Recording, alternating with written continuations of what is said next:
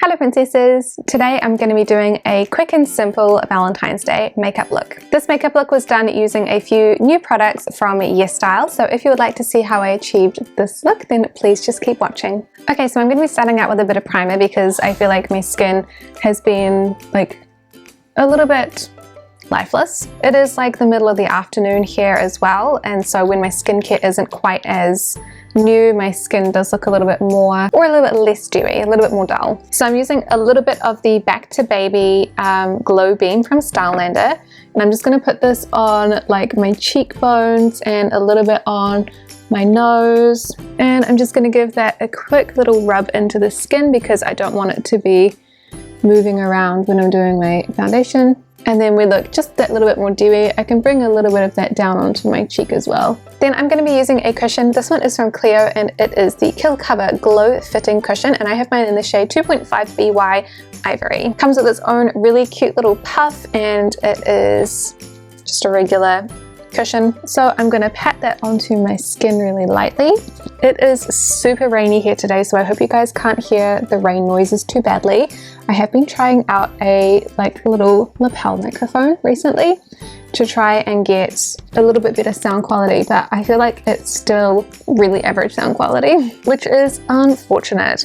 And I also have really bad troubles trying to get the stupid microphone clipped on properly. For some reason it always looks like crooked, and it is so frustrating. I wasn't sure if this cushion was going to look right because it was a little bit orangey on the swatches, but I think it looks pretty good actually. I don't think that's a bad match at all.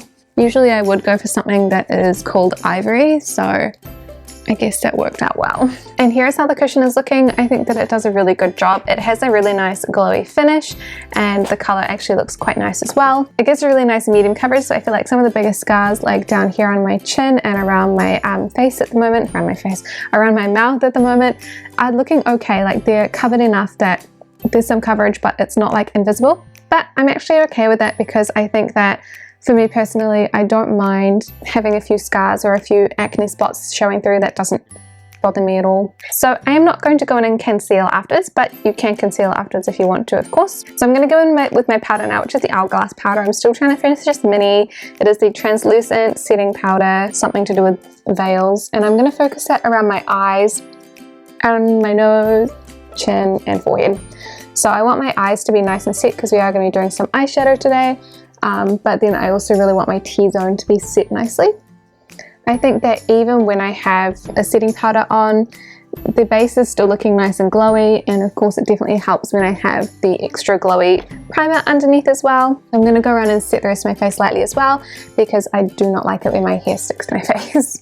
I can feel it, and sometimes I can't find the hair, and that is so frustrating. For brows, I'm going to be doing a combination of the Innisfree, what is this called? Two-tone brow kit, as well as the Etude House 4-tip Tint My Brow pen, which is actually a very old product. I should probably get rid of it as well, but it still works. So with the Innisfree powder, I'm going to be filling in the tail part of my brow because I already have quite a lot of brow hairs there, so I'm just trying to fill it in to make it look a little bit more full. I'm not actually trying to create brow strokes there, so I'm just filling it in basically, and then same on the other side. So that's all I do with the powder, and then with the tint, it has these tiny little prongs on it, like that, and then I'm going to put them down and then just kind of flick them upwards, like that. And I'm trying to get like as straight of a line as possible.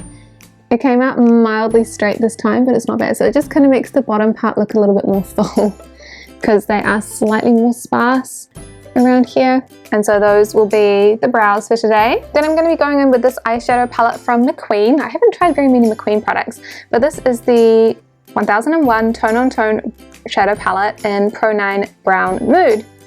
I love a brown. So like the chances of me doing anything that are not brown, maybe pink, brown and pinks we're really good with, but yeah, that's about it. This one I don't actually know the shade names, but I think I'm going to be doing the most boring Becca look, and I'm going to go for this mid-toned matte. this deep mid-tone as well here. So this one is like a really cool tone chocolatey brown, and that one's more warm toned, which is going to go with this one a bit nicer. And then I'm going to do this light shimmer, because what else would I do? So I'm going to use my Zoeva 228 Luxe Crease Brush, and I'm going to pick up this color here, and I'm going to put that over the top of the eyelid and then through the crease as well. I do wish that this had a little mirror, because I am having to get out my like tiny little Etude House hand mirror. This is from the Etoinette collection. It's incredibly old, but honestly, I love it so much. It has proven itself so helpful, and this shade, oh my god, is actually really orange. Uh-oh. I thought it looked a little orange on the arm swatch, but when I looked at it closer, I was like, no, I'm just being silly. It's totally brown. That's orange. Then I'm going to use that darker brown in the outer third and kind of just deepen that up. Oh, is that just me, or did that work terribly? She looks like she's been punched in the face a bit on camera, but honestly in real life it doesn't look that bad, I promise. And this one. So you can add more of the deeper color if you want a bit more of a deeper smoky look. Not usually my vibe, so I'm not going to. I'm going to bring some of that orangish color down the bottom of the lash line as well, for what good that might do me. And then with my shader brush, this is the 234 Luxe Smoky Shader. I'm going to pick up that light glitter and hope that it saves us all. I am being dramatic. Oh yeah, that looks quite nice. Also going to bring that onto the lower lash line in the inner corner as well. So really carefully just patting that on the lower lash line and pressing it in the inner corner like that. But this is how the eyes are looking. I think I saved it. I think it's okay, even though it wasn't my ideal start. First impressions on the MACQUEEN palette, I think that the shadows are fine to blend. They were just unexpectedly orange, more orange than I thought they would be for a thing of browns, because even the other ones, when I swatched them to start with, I was like, oh, those are kind of orange, so maybe my intuition was for oranges was right. I also got this eyeliner from MIZON, still don't know how to say this one, and it's a vegan eyeliner. I really like it because it's in this really cute like beigeish, pinkish packaging with gold lettering, and it is in black, and I tried it already on my hand and I had a hard time getting it off, so I'm really excited to try that on my face. So I'm going to do a little half wing. The reason that I've been doing half wings recently is because I'm trying to get around my crease here. My crease comes quite far down, so if I'm trying to do a wing, you're supposed to match the wing from your lower lash line to the bottom of your eyebrow. That goes right through my crease.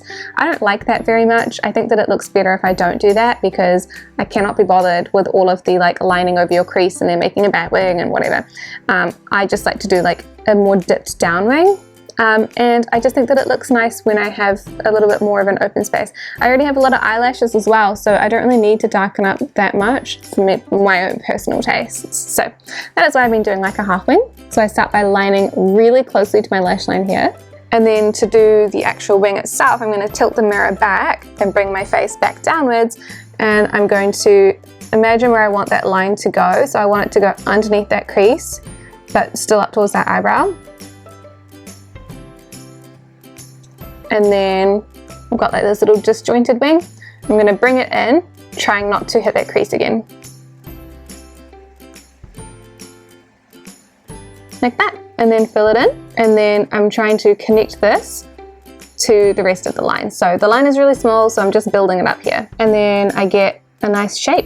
This one didn't turn out too badly. This is my bad eye. And as usual, they look totally different, but that's okay. My eye shape is totally different anyway, so I'm not that bothered. But the eyeliner itself is really good, so I'll definitely be keeping that one for later. Then I'm going to curl my lashes using my Uemura eyelash curler and my Heimish Dailism mascara, and I'm going to do that off camera because I cannot get it to focus. So I'll be back with eyelashes. And here's the final look with the eyelashes as well. I think that it still looks really nice. Definitely happy with the way it turned out, even if it wasn't the way I thought it was going to turn out the first time. Did I still retain my fringe straightness? No, but we're just gonna go with that. Okay, then for blush, because we're doing oranges now, apparently, I'm gonna go in with the Etude House Tiger Energy Joyful Tiger blush, because I've actually been really liking this blush. You can make it a bit more subtle if you just put a little bit less on, which is what I'm gonna do today. So I'm going to use my Zoeva brush. This is the 127 Luxe Sheer Cheek. and I'm going to put on just a little bit and sort of blend it up. Sometimes if I put too much on, I will just go back in with my fluffy brush that applied my powder to start with, and then just blend it out with that as well. So that one looks pretty good, right? And then that one is a little bit janky still. Let's get that in there. Beautiful. Because it's a special occasion-ish, I'm actually going to go in with like a little bit of contour. So this is the Becca Last Blush in number 8, Peanut Blossom. It's a really, really great cool toned contour shade. It's super light, super cool toned. And I'm going to take a flat brush. This is from Zoeva. This is the 109 Luxe Face Paint. And I'm going to pick up some of that powder and kind of like diffuse it onto the lid because I don't want that much. And I'm going to run it down my nose. If I'm doing my makeup like really properly, I will also contour with the, what is it called? With the liquid contour as well, because I have this in the liquid as well as the powder. So I'm going to do the base of the nose and then just across the top as well. Like that. So now my nose has a little bit more structure to it. I also sometimes do the cheekbones, but most of the time I don't because I am lazy and I don't mind round little cheeks.